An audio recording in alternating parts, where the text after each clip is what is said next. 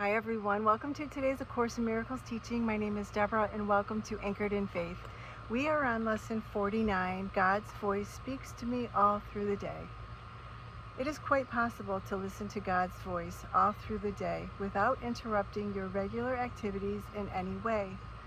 The part of your mind in which truth abides is in constant communication with God, whether you are aware of it or not. It is the other part of your mind that functions in the world and obeys the world's laws. It is the part that is constantly distracted, disorganized, and highly uncertain. The part that is listening to the voice for God is calm, always at rest and wholly certain. It is really the only part there is. The other part is a wild illusion, frantic and distraught, but without reality of any kind. Try today not to listen to it. Try to identify with the part of your mind where stillness and peace reign forever. Try to hear God's voice call to you lovingly, reminding you that your Creator has not forgotten His Son. We will need at least 4 or 5-minute practice periods today, and more if possible. We will try actually to hear God's voice, reminding you of Him and of yourself. We will approach this happiest and holiest of thoughts with confidence, knowing that in doing so we are joining our will with the will of God. He wants you to hear His voice. He gave it to you to be heard. Listen in deep silence. Be very still and open your mind. Go past all the ruckus, shrieks, and sick imagings that cover your real thoughts and obscure your eternal link with God. Sink deep into the peace that waits for you beyond the frantic, riotous thoughts and sights and sounds of this insane world. You do not live here. We are trying to reach your real home. We are trying to reach the place where you are truly welcome. We are trying to reach God. Do not forget to repeat today's idea very frequently. Do so with your eyes open when necessary, but closed when possible.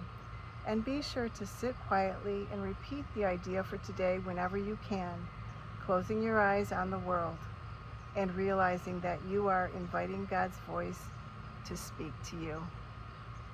That is our lesson for today, lesson 49. God's voice speaks to me all through the day. I'm now going to read a channeling that goes with this lesson from Jesus, and it's from A Year of Forgiveness, and it was channeled by Tina Louise Spalding.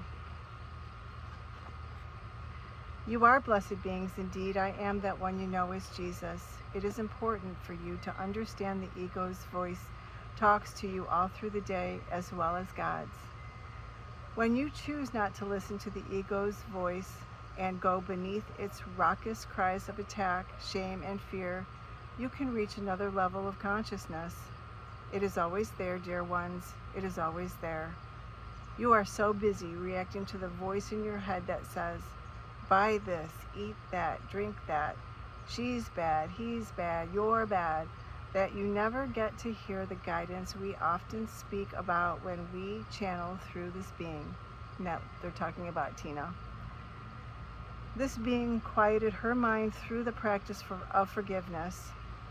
Through the practice of forgiveness, she quieted her mind enough from the raucous voice of the ego so that we could be heard.